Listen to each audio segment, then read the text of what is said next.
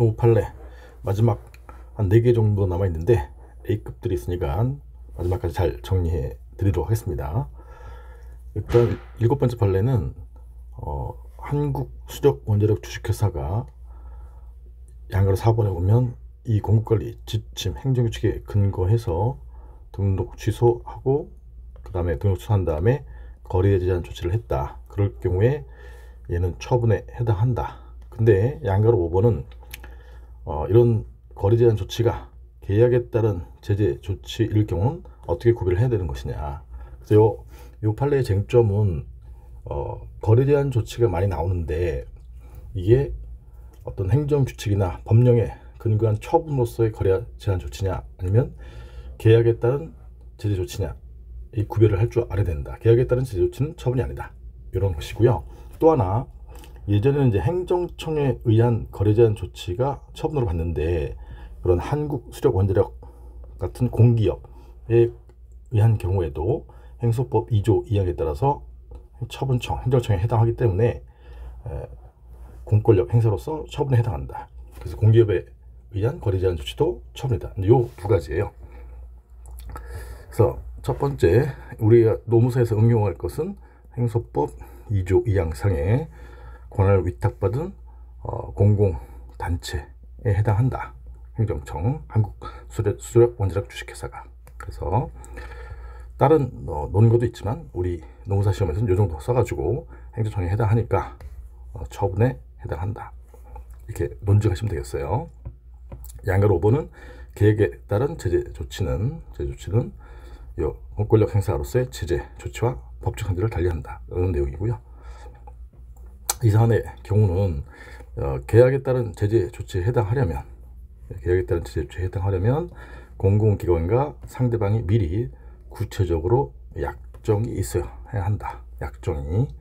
그래서 약정이 되려면 약관법, 민법에서 배우셨죠? 그 약관법에 따라서 계약 상대방에게 중요 내용을 미리 설명해서 계약 내용으로 편입한 절차를 거치지 않았다면 계약의 내용을 주장할 수 없다. 즉 피고의 공짜 관리 지침에 근거한 거래에 대한 조치는 계약에 따른 제재 조치는 아니다. 이런 내용이에요.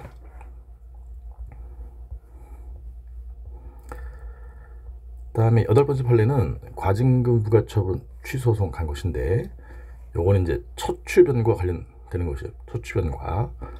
그래서 본문을 바로 보면 양가로 2번에서 여기 처음에 과징금 부과처분할 때 왜 과징금 부과처분이냐, 처분 사유가 뭐냐면 과다 소각이라고만 기재했을 뿐 어떤 방법으로 과다 소각한 경우인지 구체적으로 기재는 하지 않았어요.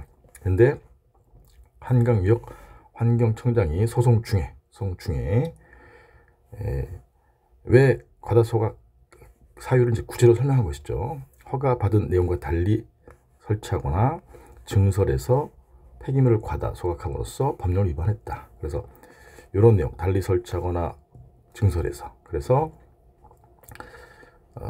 처분한 것이고 각 회사도 당초의 처분사를 알면서 이를 진정했다. 그러니 방어권 행사하는데 별다른 지장이 없다. 그래서 초추변이 허용되는 범위는 기본적 사실관계의 동일성이 있어서 방어권 행사에 지장이 없는 경우죠. 그래서 이 사안이 구체화한 데 불과하다. 당초의 처분 사유를 좀 더 구체로 설명한 것이다.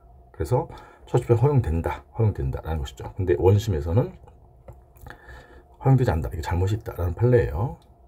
초추변이 허용된다라는 내용이에요. 9번째 판례는 손해배상 민사소송을 바로 제기한 것이에요. 내용은 저 동북 경전철 사업인데 경남기업 등 컨소시엄이 우선 협상 대상자로 먼저 지정이 됐어요. 근데 경남기업이 부도 등이 나가지고 우선 협상 대상자 지정 취소 처분을 하고 다른 차순위 컨소시엄과 계약을 체결하니까 열받은 게 요 우선 협상 대상자 받은 갑회사 등이죠. 을지자체 서울시를 상대로 해서 내 돈 들어갔으니까 재반 비용 보상금 지급을 민사소송으로 먼저 구한 거예요. 민사소송으로.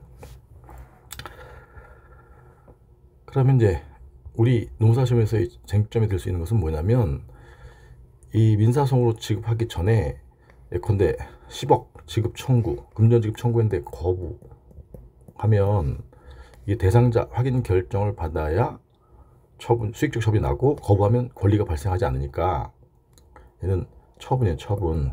예전에 금전 지급 거부의 경우에 처분인지 판단하는 방법 알려드렸잖아요. 그래서 원래는 거부 처분을 받은 다음에 취소송을 갔어야 되는데 이 사안은 거부 처분도 없었어요. 근데 바로 민사소송을 바로 제기한 것이죠. 그래서 민사소송으로 취소송으로 제기할 사건을 민사소송으로 잘못 제기한 거죠. 잘못 제기한 거. 그런데 요 관할 법원이 관할권도 동시에 가지고 있다면 이 취소송에 대한 관할권도 동시에 가지고 있다면 소변경 사안인데, 관할권이 없다면 이송해야 되는데, 그 예외적인 것이 뭐냐면 이 처분 등으로 존재하지 않아서 각각 판결받을 것이 분명하다면 그럴 경우에 이송하지 말고 각하해야 된다, 이런 내용이에요. 그래서 이제 양가로 4번이 그거죠. 양가로 3번은 구체적 권리가 발생하지 않았다. 왜냐하면 확인 결정을 받아야 되는데, 그 다음에 양가로 4번은 여기 행정소송으로 제기할 사건을 민사소송으로 잘못 제기했으나 행정소송으로의 소송권을 결하고 있음이 명백한 경우, 즉 거부 처분도 없었다, 이 얘기죠. 그러면 각하해야 된다 라는 내용이에요. 그래서 지금 양가로 3번은 지금 그 비용 반환 대상자 확인 결정을 받아야 되는데, 그러려면 이제 지급 결정을 돼야 되는데 지금 거부되었다면 거부가 처분이니까 취소를 제기했어야 된다. 근데 이런 결정, 구체적인 권리가 발생하지 않은 상태에서, 결정이 나오지 않은 상태에서 곧바로 당사소송이나 민사소송 청구하는 것은 허용되지 않는다. 그런데 양가로 4번은 거부 처분 이 사안은 없었잖아요. 없었으니까 양가로 4번은 이제 행정소송 제기할 사건을 민사소송으로 잘못 제기한 경우에 관할도 동시에 가지고 있다면 소변경, 이 법리 알고 계시죠? 근데 관할을 가지고 있지 않다면, 즉 거부 취소소송에 대한 관할을 가지고 있지 않다면 행정법원에 이제 이송해야 되죠. 이송, 서울행정법원에. 그런데 이 사안은 다시 처분 등이 존재하지도 않는다 상태에 있는 등 소송 요건 결하고 있음이 명백하다. 그러면 행정소송으로 제기되었더라도 어차피 부적법하게 각각 판결, 이송해서 각각 판결을 얻게 될 경우에는 이송할 것이 아니라 각하해야 된다. 콕 239 판례도 이제 같은 법니다. 제가 이제 관할에 넣어놓은 판례예요. 근데 그 판례와 관련해서 예외적인 소유권 부존재의 경우 각하, 이송할 것이 아니라 각하해야 된다, 이런 내용이에요. 마지막 10번째 판례도 제가 이제 B급으로 넣었는데, 왜냐하면 이제 협의소액이 출제가 22년도에 돼가지고, 그렇지만 이제 작년에 출제가 안 됐다면 얘도 A급에 해당하는 사건이에요. 안진회계법인이라는 회계법인의 업무정지 12월 받았는데 기간이 경과했어요. 기간이 경과했는데, 그럴 경우에 원래 처분이 소멸했으니까 소액이익이 문제가 되는 것인데, 그럴 경우에도 예외적으로 소액이 있는 경우가 있다. 그래서 바로 법리로 들어가면 양가로 2번에서 처분이 기간 경과 등으로 효과가 소멸한 때에도 동그라미 1번 무효 또는 취소로서 회복할 수 있는 다른 권리나 이익이 남아 있거나, 사안은 이제 동그라미 2번에 해당해요. 동일한 사유로 위법한 처분이 반복될 위험성이 있어. 이것은 위법성 확인 불분명한 법률 문제에 대한 해명이 필요한 경우, 이 경우에 대표적인 예다, 이렇게 설명하고 있어요. 그럴 경우에 소액을 인정할 수 있는데, 이 동일한 사유로 위법한 처분이 반복될 위험성이 있는 경우란 이런 불분명한 법률 문제 해명 필요한 사항에 대한 대표적인 예시일 뿐이다. 그리고 또 하나, 이 업무정지 처분이 이제 안진회계 법인은 받지 않을 것이에요. 그런데 이게 반드시 다른 법인에게도 이제 업무정지 처분이 갈 수 있으니까 반드시 해당 사건의 동일한 소송 당사자 사이에서 반복될 위험이 있는 경우만을 의미하는 것은 아니다. 그래서 안진회계 법인뿐만 아니라 다른 법인도 이러한 사안에 해당하면 업무정지 처분을 받을 위험이 있으니까 그렇다, 이런 법리예요. 그래서 얘는 이제 제 교재에 요 경기학원 이사 사건도 같은 법리예요. 212페이지에 있는 그 경우에도 정식이사 취임 승인이 취소됐고 기간이 만료했었죠. 그런데 이제 정식이사가 이제 취소를 갔을 때 기간이 만료됐지만 즉 정식이사 지위는 회복할 수 없지만 긴급 처리권이 있다. 그거는 이제 긴급 처리권 남아 있는 경우에 해당하는 것이고, 두 번째 이제 임시이사 선임했는데 취소는 갔는데 임시이사 기간이 만료되고 다른 임시이사가 선임됐을 때 위법한 임시이사 선임이 반복될 위험이 있다. 그건 2번에 해당하는 것이죠. 그래서 그 경우는 원상회복이 불가능한 경우, 그다음에 이 사안은 판례에서는 원상회복이 불가능하다 이렇게 표현했지만 얘는 이제 기간 경과의 경우 이렇게 똑같은 법리가 적용될 수 있다 이렇게 생각하시면 돼요.